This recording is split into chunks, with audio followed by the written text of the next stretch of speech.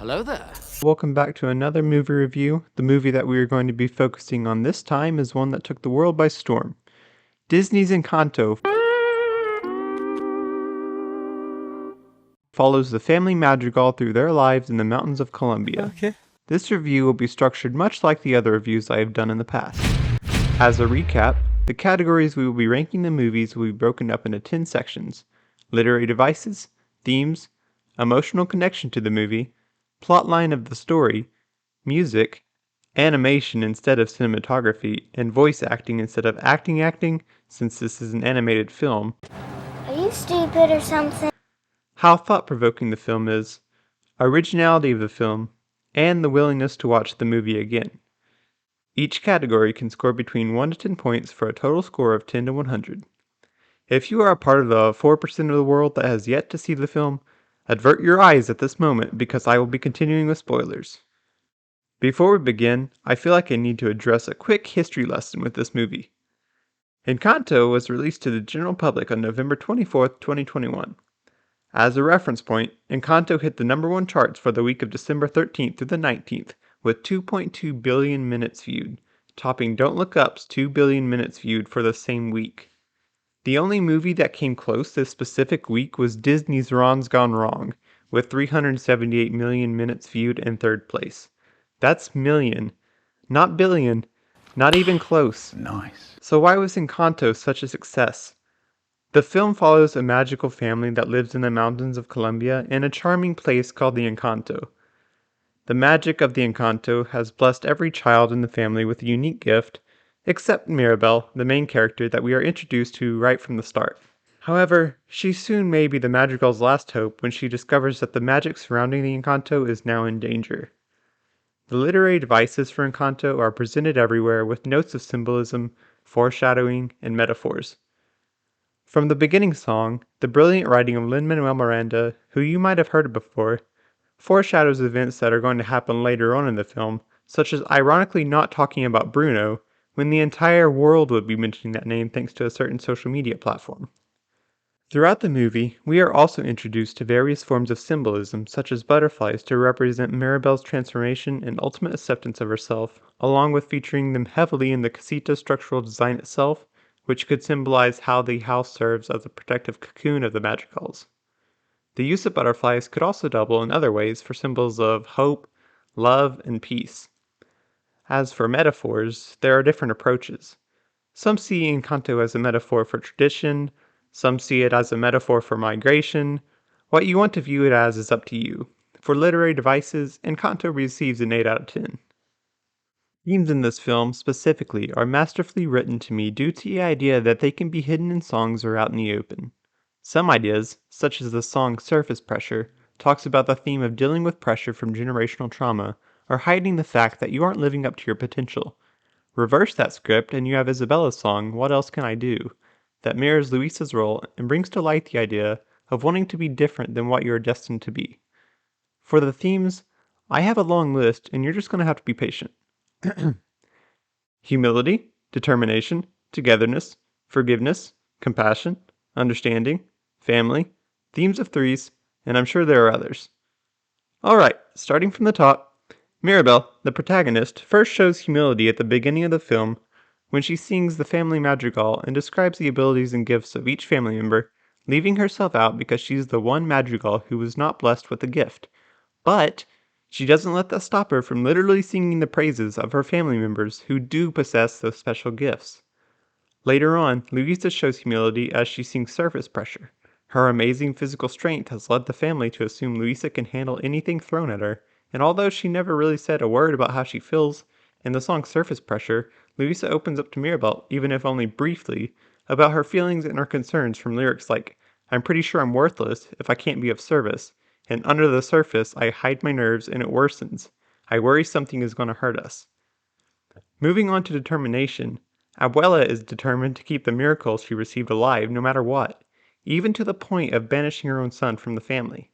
She does so because at the time she believes she is protecting her family and their blessings. That part of her spirit of determination isn't attractive, but that same spirit comes through later on in the story of Encanto as Abuela experiences an amazing personal growth experience, allowing her spirit of determination to keep her from repeating her mistakes. For togetherness, the whole Madrigal family lives together in a sprawling, fantastical house full of magic called Casita. But it works in the story of Encanto because that's the spirit of togetherness that ultimately brings about healing, understanding, and restoration to the magical family. The theme of forgiveness, compassion, and understanding can be seen by first looking at Mirabel, who sets things in motion by wanting to understand why Casita is beginning to crack, and why she's the only one who can see it happening. When she steps into Bruno's tower, it's only because she is determined to understand so she can help. When she discovers the truth, she has so much compassion for Bruno and for her family members who feel crushed under the weight of Abuela's expectations, and ultimately, that compassion extends to Abuela too, allowing Mirabel to forgive her and her unkindness. Bruno is also able to forgive Abuela for banishing him, and he's able to forgive his family for blindly following Abuela's example and standing against him. Abuela is able to forgive herself and seek forgiveness from her family members as well. As for the themes of three, each group of siblings and powers are divided into threes. They're each based on thematic trifectas. The family generation of Julieta, Peppa, and Bruno have their powers based on the past, present, and future. Julieta cures wounds created in the past, Peppa changes the weather in the present, and Bruno predicts the future. Next is Dolores, Camilo, and Antonio. Their powers are based on the sayings hear no evil, see no evil, and speak no evil. Dolores has superhero powers, Camilo can take on anyone's appearance, and Antonio can understand animals. Finally, there's Isabella, Luisa, and Mirabel. Their powers are based on beauty, brawn, and brain. Isabella produced beautiful plants, Luisa's so strong that she can move buildings, but Mirabel doesn't have powers like the rest, but she's the brain that pieces everything together. The themes get a 10 out of 10, no doubt. As far as emotional connection to Encanto goes, the first time I sat down to watch the movie, I was not that invested and it did not tie me in. However, knowing what was going to happen and knowing what to look for, I found myself to be a little more invested the second time around. While I still wouldn't say it's enough to make a grown man cry, thanks to the music, there are sections that I found myself emotionally invested in the characters, especially the donkeys in Surface Pressure. Emotional connection, 5 out of 10. The plotline of Encanto had me all kinds of confused when I watched it. Lacking a main antagonist, this plot breaks away from your typical Disney storyline, and I honestly had a hard time coping with that. But, as fate would have it, that's the point. Encanto breaks away from that typical storytelling of a main villain and perfect princess coming of age theme and delivers something new altogether. I found myself trying to fill the antagonist role over and over as the movie would progress. I would want Abuela to be the villain. In a sudden turn of events, I would want Bruno to actually be the villain. I would want Mirabel to find her gift in the end, all for the closure of my childhood memories. Needless to say, this was not the case, and I am just now coming to terms with that fact. The movie ended, and I sat there, staring at the screen, expecting more to happen. With that being said, I can separate what I personally want in a plot and what I can appreciate as good writing. And Encanto delivered excellent writing. For the plotline of the film, I am giving Encanto an 8 out of 10. Music gets a 10 out of 10.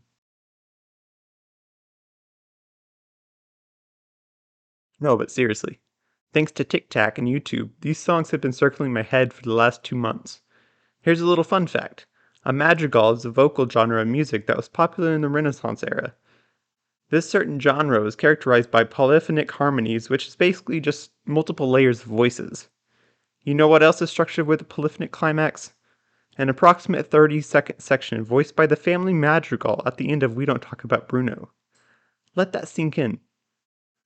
From paralleling songs of Luisa and Isabella as mentioned previously, to an introduction of the family and infamous Miranda-style rap scheme by Mirabel, to even an Oscar nomination of Dos Oruguitas, the family has everything you could ask for music-wise. Encanto's composer Germaine Franco was also nominated for Best Original Score. Even Sid the Sloth got a solo at the end of the film. Lin-Manuel's musical talent shines through in each song, and once again we are reminded of that with a nod to Angelica Schuyler from Hamilton, as Dolores is rapping about being noticed in Isabella's shadow. 10 out of 10. Encanto's animation is pretty impressive. Bright, vivid colors compose the layout of most scenes, while smooth transitions create steady flow in the songs that include so many hidden details you cannot keep up. The lighting from candles or lanterns in darkened scenes is immersive, making it feel as if you're actually there. The ability to create reflections on the emerald Mirabelle obtains from Bruno's room in certain water scenes is stunning, and the facial expressions Disney is able to achieve with the character rigging showcases that they are above and beyond the industry standards. Textures on clothes, hair, grass, buildings, streets, and everything else are in amazing sharpness, and every small detail down to the particles of falling sand flows super smoothly and satisfyingly. Animation receives a 9 out of 10.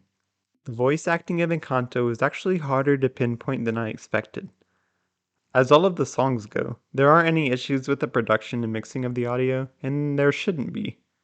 For the dialogue through the film, the scenes in Encanto are all professionally acted out, from small sound effects like Dolores' squeaking multiple times, to the tone in the actors' voices at the perfect time in different scenes. The songs especially do a great job showcasing tones and voices, having to change pitch or velocity to match the animation on the screen. Voice acting in Encanto gets a 10 out of 10.